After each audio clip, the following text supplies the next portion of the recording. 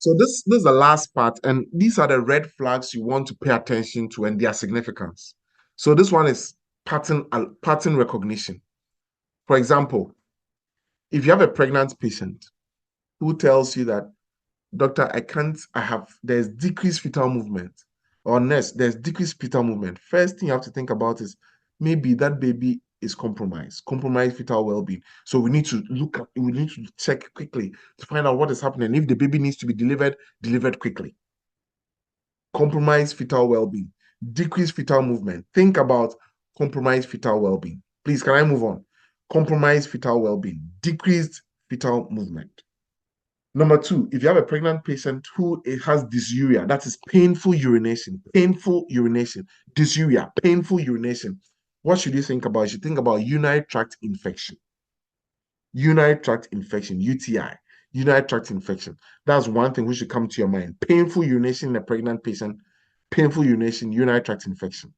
Next one, if you have a patient who comes in with epigastric pain, headaches, and visual blurring in pregnancy, the next thing I will check will be the patient's blood pressure, because these can be signs of preeclampsia, and we will discuss that. I just want to mention the name, and I'm sure a lot of you know what preeclampsia is.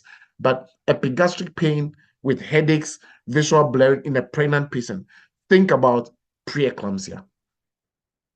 Are we all on the same page? Beautiful. So we are just looking at some of the red flag things which should lead us to be worried about a particular pregnant patient, and maybe call, a higher healthcare provider of the patient's nurse, the patient's doctor or something, right? Okay, good. As well as if you find that the patient has edema of the hands and the face and the feet, you should also still think about hypertension and preeclampsia. You want to think about hypertension and preeclampsia as well in this patient. Edema.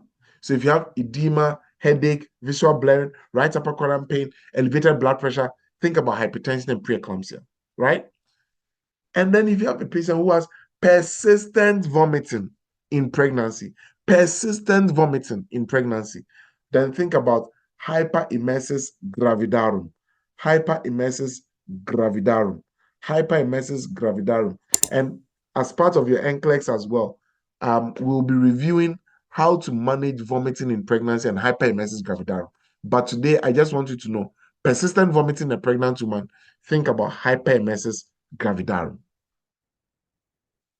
And then if you have a pregnant woman, say temperature is say 38.5 or 39.2, like pregnant patient with fever, think about an infection in pregnancy. And the infection can be from the head down to the toe. So from the head, it could be meningitis, encephalitis, it could be even sore throat, it could be pneumonia in the lungs, it could be gastroenteritis, right? It could be appendicitis, cholecystitis, it could be pyelonephritis, that's infection of the kidney, all these. So if you pick up fever in a pregnant patient, you have to search for infection. Of course, there are other things which can lead to fever in a pregnant patient, but you want to make sure that you check for infection. All right? And then if you have a patient who is pregnant and is, say, more than 20 weeks, and the patient is complaining of abdominal pain and cramping, think about premature labor. And also think about abruptio placentae. Abruptio placentae means premature separation of the placenta from the uterus.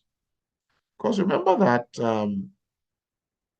the placenta must only come off after the baby has been born. But there are some patients, the baby will be in the uterus and then the placenta can come off the wall. That is what we call abruptio placentae. Okay. And if you have a patient who is obviously pregnant, belly is protruding and is bleeding, then you want to think about, number one, abruptio placentae, or number two, placenta previa. And we'll discuss all these in class, right? Like those who come for classes regularly, we do classes regularly twice a week, right? The next one will be on Thursday. If you have a patient who is having vaginal bleeding in the second trimester, think about abruptio placentae, think about placenta previa. Placenta previa means a low-lying placenta. It is either covering the opening of the uterus, or it is very close to it and it is bleeding. Or it could be a bloody show. Bloody show is, the show is that mucousy thing which comes, slimy stuff, which comes out just before the baby is born, right? And so if you see that, it could be bloody show, it could be placenta previa, that's a low-lying placenta, or abruptio placenta, that is premature separation of the placenta from the uterine wall. What about if you see a pregnant patient who has a gush of fluid from the vagina in the late trimesters of pregnancy? You want to think about rupture of membranes. It could be that the membranes have broken and fluid is coming out. So these are the things, we've discussed today. And I want us to try some quick questions before we end the class. So can someone read this case for me, please? Can someone read this case for me? Let's try and wrap up with some questions. Please, I need someone to read this case for us. Yeah. Clinical scenario. A pregnant woman at 6 weeks of gestation presents to the labor and delivery unit with a complaint of a sudden gush of fluid from her vagina. Which of the following possible causes should the nurse prioritize for further assessment? Option A says abruptio placenta, premature labor, rupture of membranes, and D, placenta previa. So please type your answers. Is it A? Is it B? Is it C? Or is it D? C. The answer is C. Rupture of membranes, right? A sudden gush of fluid from the vagina suggests the rupture of membranes, which can indicate the onset of labor. Okay, rupture of membranes. Okay, so the answer is rupture of membranes. That's it.